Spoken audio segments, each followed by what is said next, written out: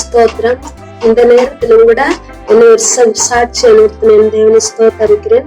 இந்த கையெழுத்து வேதாகமத்துடன் இணைந்து வேதாகம நண்பர் அவர்களுடன் இணைந்து இந்த வேதாகமத்தை எழுத கர்த்தர் கிருபை செய்தபடினால் என் தேவனை ஸ்தோத்தரிக்கிறேன்.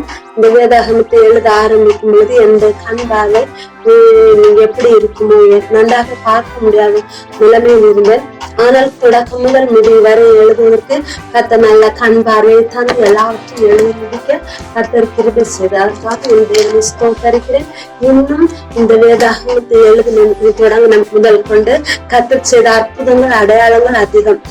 இரண்டு மூத்த மகனுக்கு ஒரு ஆக்சிடென்ட் நடந்து மரண தருவாய் நேரிட வேண்டிய இடத்திலும் கர்த்தர் ஜீவனை தந்து நல்ல சுகத்தை தந்து அவனை பாதுகாத்தார். இன்னும் குடும்பங்கள் பல விதங்களில் பிரச்சனைகள் வந்த பொழுதிலும் இந்த வேதாகமத்தை எழுதி கொண்டு இருந்ததினால் அந்த பிரச்சனைகளுக்கு தலை சாய்க்காதபடி அதை சிந்தித்து கவலைப்படாதபடிக்கு இதிலேயே நாங்கள் இருந்ததினால் சந்தோஷத்துடன் காணப்பட எல்லாவற்றையும் எதிர்நோக்கி கடன் செல்ல கர்த்தர் கிருபை செய்தார்.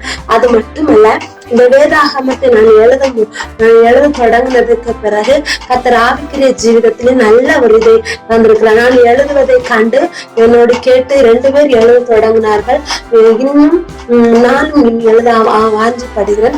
காரணம் இதை எழுதும் பொழுதும் நான் ஜெபிக்கும் பொழுதும் ஆவிக்குரிய ஜீவிதத்தில் ஒரு தனி பிரசன்னத்தை என்னால் உணர முடிந்தது. அதனால் கர்த்தர் இந்த ஊழியத்தை ஆசீர்வதிக்கணும், இது அநேகர் செய்யணும் என்று நான் கர்த்தர் இடத்தில் வேண்டிக் கொள்கிறேன். கர்த்தர் தாமே இன்னும் நன்மைகள்